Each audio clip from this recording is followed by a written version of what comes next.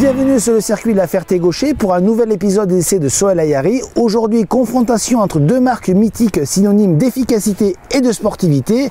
À ma droite, la Porsche Cayman S et à ma gauche, la BMW M2. Alors, lequel de ces deux modèles a le plus impressionné Sohail Ayari? On va vous dire ça dans ce comparatif. BMW et Porsche ont toujours cultivé l'efficacité et le plaisir de conduite. Deux philosophies très proches qui passaient par un goût commun pour le 6 cylindres. En ligne pour BMW, à plat pour Porsche. Mais attention, tout a changé récemment puisque Porsche a abandonné le 6 cylindres au profit d'un 4 cylindres toujours à plat sur ses modèles d'entrée de gamme. Alors cela change-t-il la donne sur circuit? Réponse avec Sohail Ayari lors de cette confrontation mettant aux prises le dernier Cayman S et la BMW M2.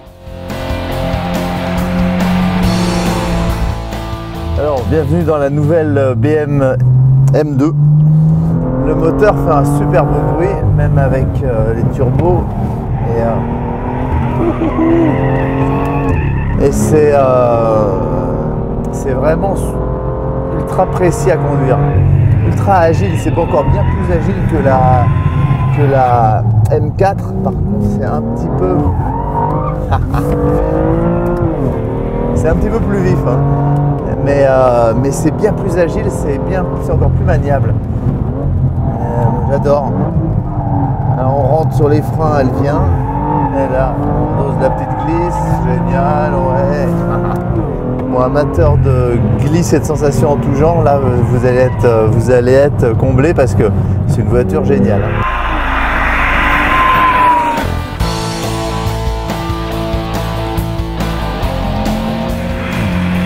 La première chose qui choque dans cette auto, c'est le son. On n'a plus le flat 6, on a un flat 4.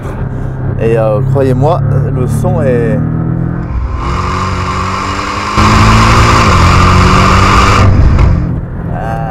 il n'est pas au niveau de la BM et son 6 cylindres hein, déjà. Le bruit n'est pas extraordinaire, mais par contre, il y a des bons freins. Hein. Bon là sur cette voiture, il y a l'option céramique, donc c'est le top.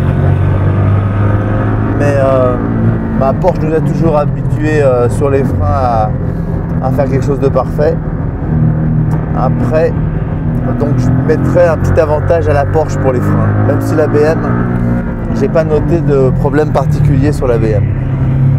La voiture est tout de suite moins vivante que la M2.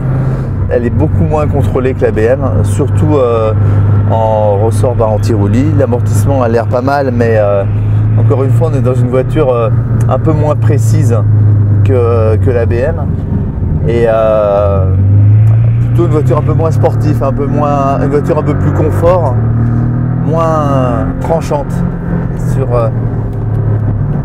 Là, on sent la voiture avec des anti-roulis assez souples qui vient petit à petit,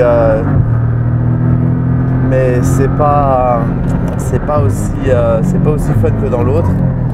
Je suis un peu,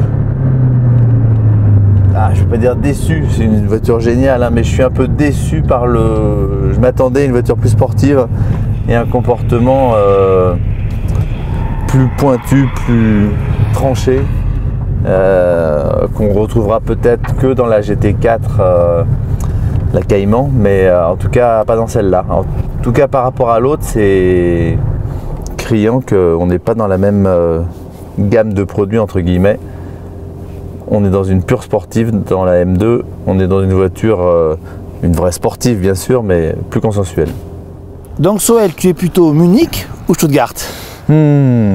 Munich, enfin sur cet essai-là, Munich, hein, parce que la M2, j'ai trouvé que c'était une voiture extraordinaire, ça fait longtemps que j'espérais l'essayer, et vraiment ça change, déjà ça change un petit peu de tempérament par rapport à la M4 et les autres M que j'ai conduites. C'est une voiture très agile, très vive, même si les autres sont bien amortis et ont aussi un très bon comportement châssis, celle-là elle est encore plus vive, elle tourne dans un mouchoir, elle est un petit peu vive au décrochage parce qu'il faut être un petit peu alerte au volant, mais une fois qu'on a compris le mode d'emploi, elle se manie super précisément et sans se faire surprendre. Donc j'ai adoré cette voiture et par rapport à la Porsche, elle est beaucoup plus sportive de tempérament.